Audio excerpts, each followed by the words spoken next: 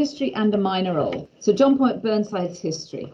Now, it does discuss in your booklet the way it was in another version of the poem, okay, which you've all got on page 21 and 22, which I think is interesting, but the one you'll get in the exam is the one that's printed on the page, and you don't need context, okay? So what I would suggest you do is, yes, all that's useful, but actually, let's really respond to the poem. And there's lots in this that I really think is interesting, cool, and difficult. And I think one of the things I would recommend you do is don't be frightened if a poem is difficult. Don't be frightened if a poem is difficult. Okay, let's have a little look. The same, by the way, Grayson Perry Urn. Difficult poem, but brilliant for that reason. Okay, let's have a little look at John Burnside's history. St Andrews, West Sands, September 2001. Today, as we flew the kites, the sand spinning off in ribbons along the beach, that gasoline smell from the lechars gusting across the golf links, the tide far out, and quail grey in the distance, people jogging or stopping to watch as the war planes cambered and turned in the morning light. Today, with the news in my mind and the muffled dread of what may come,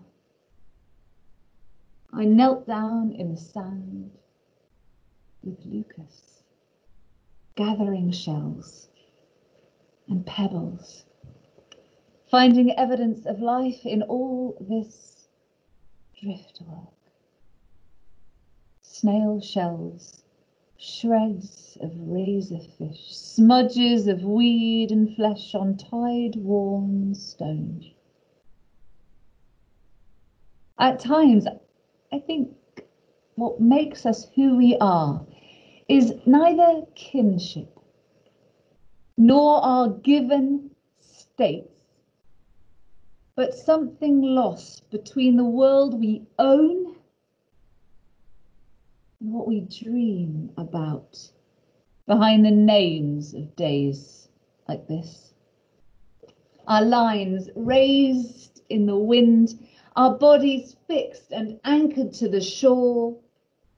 And though we are confined by property, what tethers us to gravity and light has most to do with distance and the shapes we find in water. Reading from the book of silt and tides. The rose or petrol blue of jellyfish and sea anemone combining with a child's first nakedness. Sometimes I am dizzy with the fear of losing everything. The sea, the sky, all living creatures, forests, estuaries. We trade so much to know the virtual. We scarcely register the drift and tug of other bodies. We scarcely apprehend the moment as it happens. Shifts of light or the weather. And the quiet, local forms of history. The fish lodged in the tide beyond the sand, the long insomnia of ornamental carp in public parks, captive and bright, and hung in their own slow-burning, transitive gold, jam jars of spawn, sticklebacks, goldfish carried home from fairgrounds, to the hum of radio. But this is the problem. How to be alive in all this gazed upon and cherished world and do no harm. A toddler on a beach sifting wood and dried weed from the sand and puzzled by the pattern on a shell. His parents on the dunes, slacks with a kite plugged into the sky. All nerve and line. Patient. Afraid. but still, through everything, attentive to irredeemable. Okay, I'm just going to close the door, but it's really complex, isn't it? Okay. So it's a brilliant poem. I think it says so much that's so interesting. So there's loads in it, which is fascinating. And I think if we get down to kind of word level analysis, it doesn't necessarily help us again. But I think there's some really interesting questions. I think one of the best things that I do is when I read this poem, I ask questions of myself. Okay, so what I would suggest you do is you guys write down at home and write down some, on a piece of paper, history, some questions that I ask myself as I read. The question is, do we find we are plugged into technology? Have we lost a childlike interest in exploration? Are we fearful of the future? And I think there's so much in this about not living in now and worrying about the future and spending time worrying rather than looking at what we do have right now, at what we had as children, at childlike innocence and exploration and living for now and looking at fish and stones and weed. That's not to say that it isn't incredibly complex and sad and the world isn't worrying and all those things. So, for a moment, take a moment to highlight or underline lines that strike you. So we're going to practice again the same skills you're going to use next week, except for you'll be quicker at it. And by the time year 2 comes along, you'll be super quick at it. There are a couple of things that strike me about it, although every time I read it, it's different. For me, this is one of the very few poems where what does strike me very early on is this unbelievable, brokenness. Shocking in its brokenness. And this is one of the very few poems that really strikes me. Even if this was an unseen poem, that is something that just the disjointed nature of the structure on the page, you'll see like in double. It feels like I'm going in for here and here. So I think that does strike me. And that sense, this is what I do when I read. I'm so sorry, guys, I'm just being blanket for you guys. That what does strike me is this sense of kind of him oscillating between fear and anger and his child and the moment and thinking of now and thinking ahead. And that kind of oscillating between different states and feelings very much strikes me in the poem in a way that the majority of the other poems, the form, the layout is really only secondary to what the poem is saying. This is saying it through that. This is one of the only ones where the disjointed nature of the poem really strikes me. And that is one of the few that I would comment on it early, because it is so an integral part of our understanding of the poem is him quite clearly using these words on a page to show his brokenness. We don't write like this. If we wrote a text to a friend, we do not write it in poetry. If you do, you're incredible. I love you.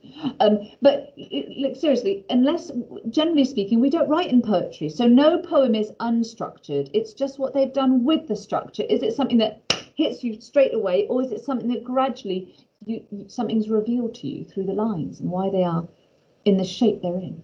Why are poems in the shape they're in? Don't kind of necessarily like, well, it has tetrameter and iambic pentameter. Okay. And what does it tell me? What does it tell me? So if you're ever going to discuss the form, what does it show me about the poem? Is it that there's brokenness of emotion? This is clearly emotionally broken. Just look at it on the page from a distance. It's disjointed. He's confused, distressed. For that reason, a couple of lines that stick out to me is, at times, I think what makes us who we are is interesting. It's the we, not the I. Until now he said I and Lucas. And what's interesting, isn't it? He knelt down in the sand with Lucas. I don't know who Lucas is, but we assume someone in his family. What's amazing is earlier on we had, I knelt down. I'm going to do it for you guys at home. So what's interesting is that sense of kneeling down. And then the difference for me is when he says, at times I think what makes us who we are is not your family. Kinship is to be your kin, is to be someone's family, is not your family. What makes us who we are is not family. It is not your state. And I think this is really interesting because so much of modern culture is your state, your nationality, and your family. This is a real challenge. Is not your family, nor your given state. And it's also not what you own. It's not your family, it's not your nationality, and it's not the stuff you own. We are told in modern society, it's happening in 2001, still happening in 2020, you are a product of what you own. Your clothes, your stuff, your technology, all the stuff you own. We are taught to be consumers. And I think that's really interesting. There's something lost between what we own and what we dream about. What makes us who we are is the gap. Is a gap that we don't even think about. It's not what makes us who we are. Is not who we are, not our states, and not what we own, and it's also not even our dreams. It's the gap of days like this. So you could call that day September 2001, September the 11th. You could call it that, but it's actually what was behind that name, what you were doing on that day, what you were doing on that day when something happened. It's the moments when we are present that makes us who we are. That's what makes history. It's the moments that we are present that makes us who we are. And the whole poem, for me, seems to be centered around the sense of what are we, who are we, what are we doing in the moments? Are we just plugged into the sky? Which is interesting, of course, that sense of plugged in. And then the other one, of course, that strikes me because it's not broken is that sometimes I am dizzy with the fear of losing everything. The sea, the sky, all living creatures, forests, estuaries. We trade so much to know the virtual. We spend so much of our time in the virtual, we scarcely register the drift and tug of other bodies. We scarcely apprehend the moment as it happens. We scarcely apprehend the moment as it happened. Light, weather. We don't watch fish. We don't gather shells. So there's, oh, so lovely. What's interesting is this is dealing with a difficult situation. By rather than looking at a difficult situation that he's worried about, he thinks about the situation he's in right now. And there's a pull in this. The difficult situation is his mind wants to make him think about something that's really worrying him. And this is incredibly poignant for now. But of course, you don't need context. But I find this poem very, very, very thought-provoking in light of a COVID scenario. Because how much time do we spend in now? And how much time do we spend thinking about the news and worrying about the future and feeling dizzy with fear rather than being with Lucas, with the shells? And how much time do we spend plugged in? So there's twice that's mentioned. His parents are on the dunes. So let's go towards the end. There's a toddler on the beach sifting wood and dried weed from the sand. And the toddler picks up a shell and is puzzled by the pattern. And let's just go back to the stanza before that now. But this is the problem. This is the problem. How to be alive in all this looked at world that we love. We cherish the world we look at, the world we love. We don't want to do any harm. But how are we alive? And then there's this is where it's saying, how are we alive? And then it says, we literally as readers look at this little toddler on a beach, sifting through wood and weed, puzzled by the pattern on a shell. Isn't that humanity? Isn't that the moment between what we own and what we dream? Is that toddler? And then it says, his parents on the dune, the toddler's on the beach, the parents are on the dune, slacks with a kite plugged into the sky. Are they flying a kite or are they on their phones?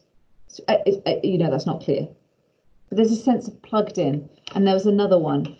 That's the second time that's used, plugged in. I really, really, really like this poem. I think it's very challenging. Very challenging. And it's about when we're dealing with a difficult situation, where do we do it? Do we go ahead in our minds and we worry and we get ahead and we think or are we the toddler on the beach? How are we going to be alive if we don't live in this moment? And I think also that, again, final bit, patient. What are we? We are patient. We are afraid, but still, through everything, we are attentive to the irredeemable. Now, that is a really interesting close.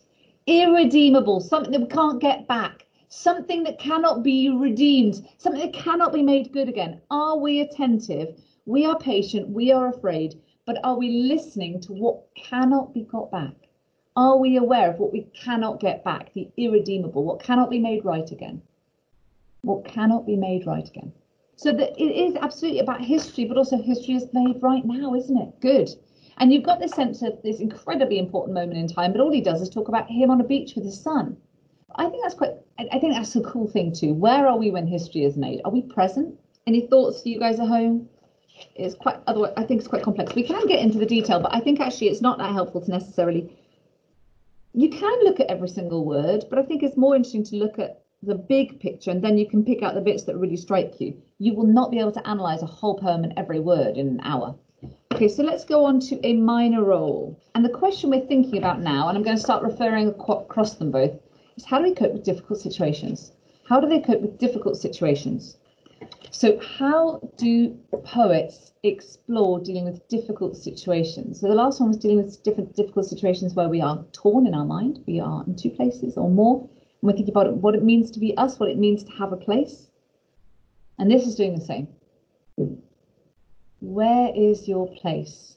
So if we go back to those questions that I put up, I'm going to share them for you guys at home. What does it mean to live in the moment? Where are we? Who are we? What are we? Okay, so this one is also, what are we?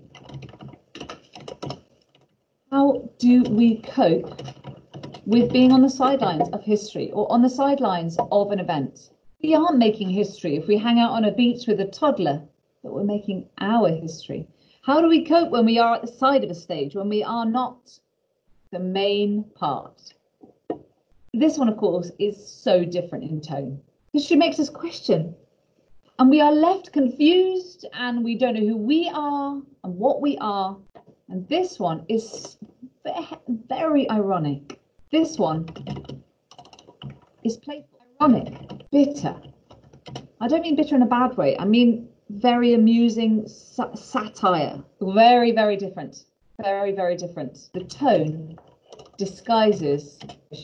In a minor role, he disguises the difficult situation by talking about it in witty terms, in sarcastic terms. Whereas in history, he's really examining it, what it means to be here, what it means to be thinking about the news, what it means to be in this moment. This day is going to be remembered forever.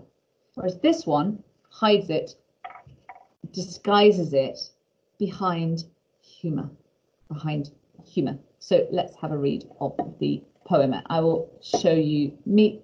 I'm best observed on stage, popping a spear or making endless entrances and exits with my servant's patter. Yes, sir. Oh, no, sir. If I get these midget moments wrong, the monstrous fabric shrinks to unwanted sniggers. If I make mistakes and I'm the servant, everything will fall apart in the play. But my heart is in the unobtrusive, so he doesn't want to be obvious. My heart is in the unobtrusive, the waiting room roles, driving to hospitals, parking at hospitals, holding hands under veteran magazines, making sense of consultants' monologues, asking pointed questions politely, checking dosages, dates, getting on terms with receptionists, sustaining the background music of civility.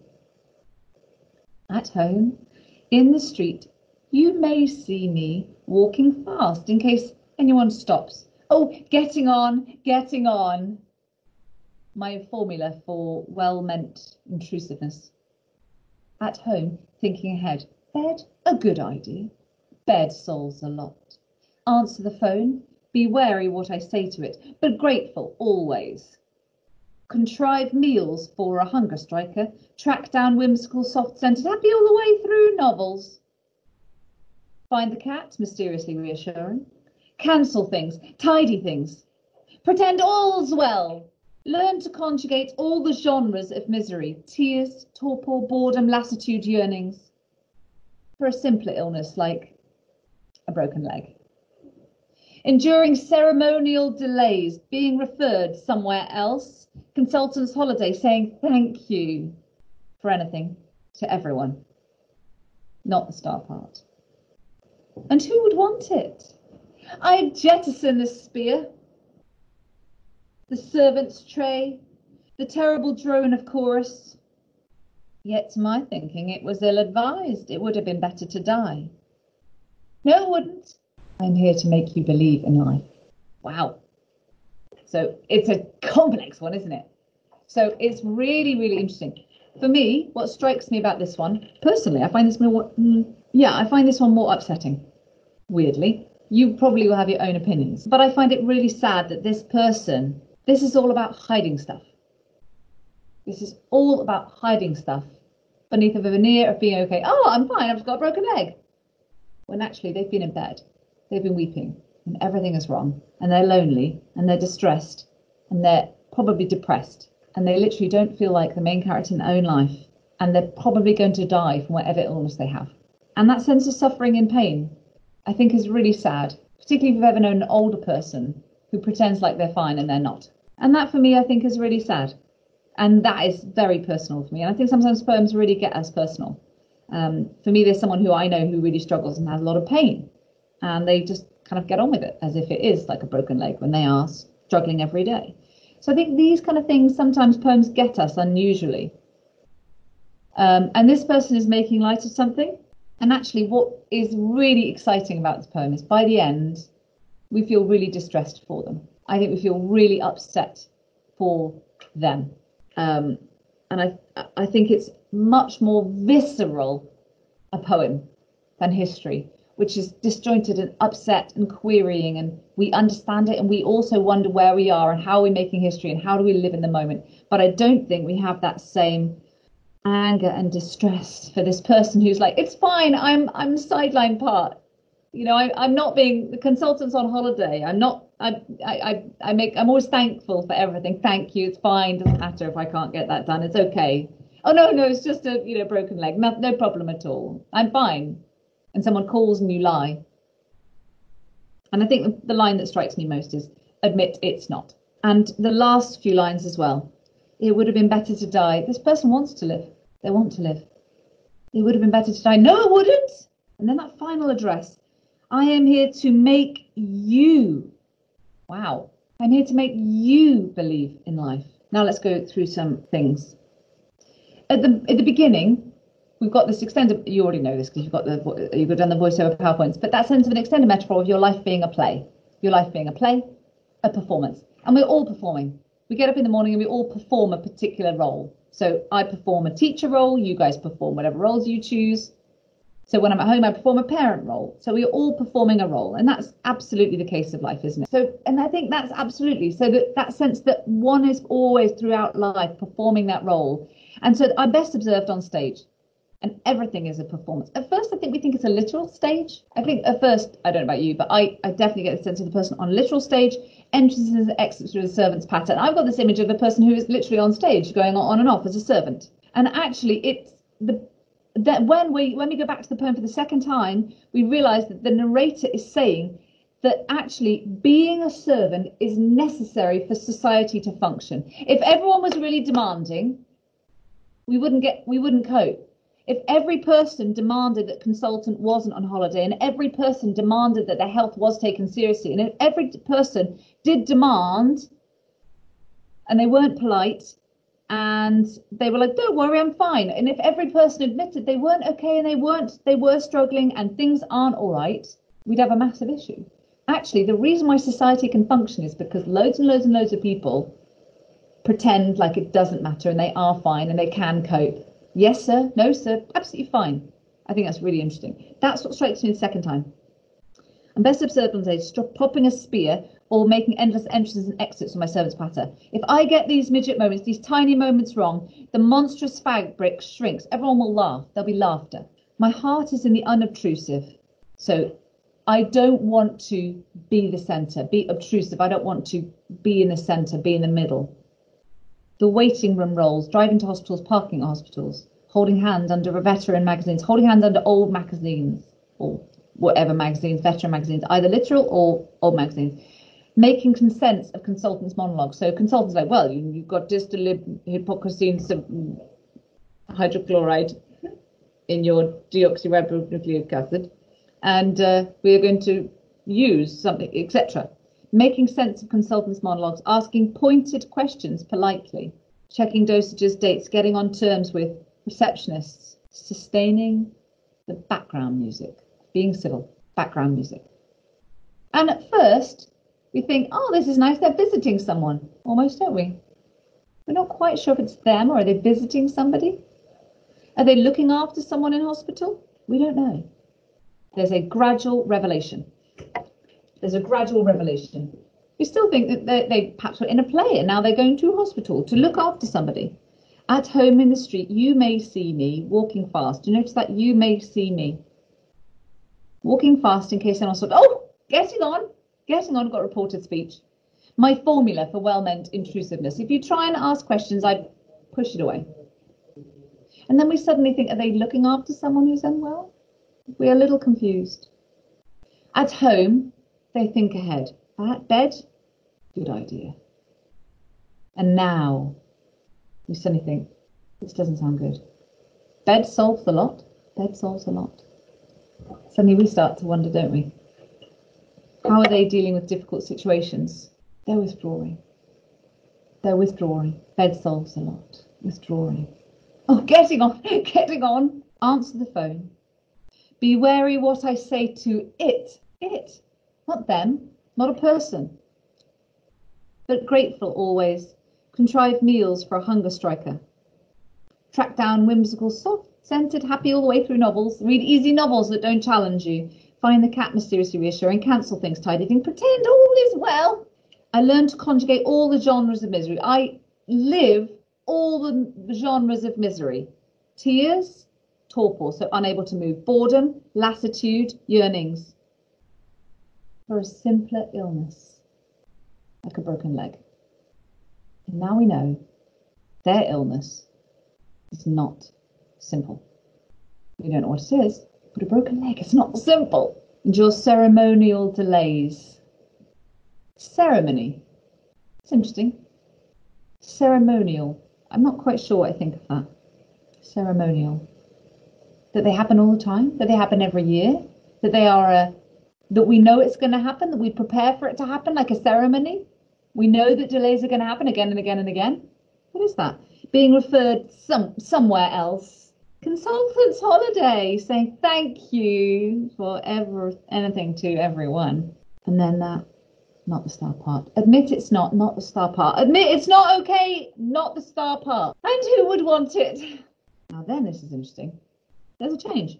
And who would want it? And then, of course, this person does. They throw away the spear.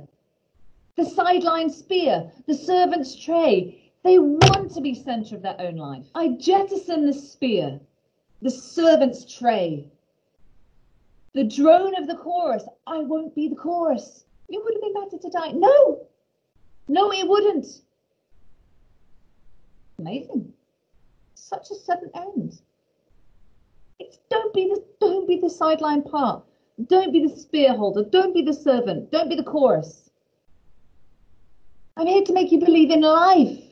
Since the title is a minor role, and then it finishes with this incredible contrast, which for me is very different to the end of history. History continues with this kind of open discussion and challenge, which is really interesting and challenging, and I enjoy it. But for me, a minor role finishes with a direct challenge to us to believe in life and not to be the sideline part. How do they cope with difficult situations?